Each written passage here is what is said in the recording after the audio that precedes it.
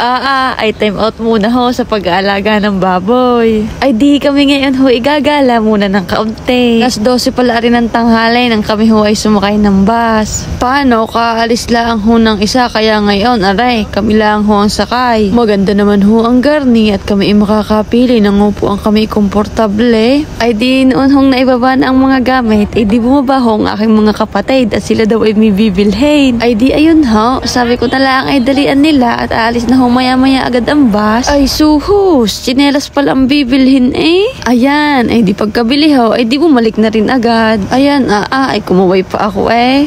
For the go na!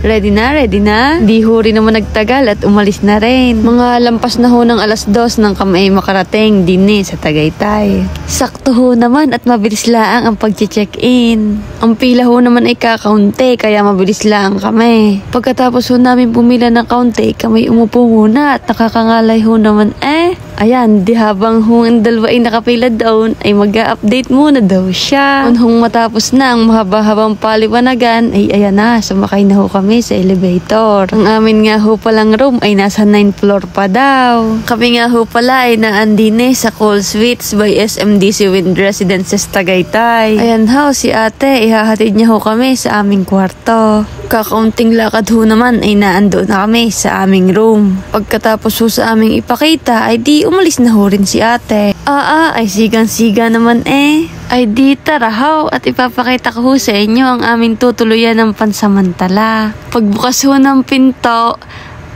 may tao na pala.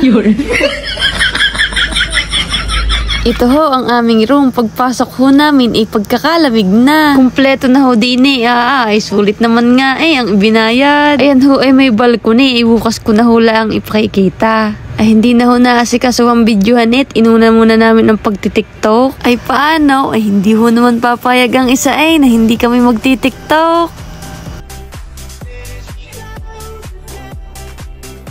Ay siya. Paano? Hanggang dito na lang muna ho. Salamat!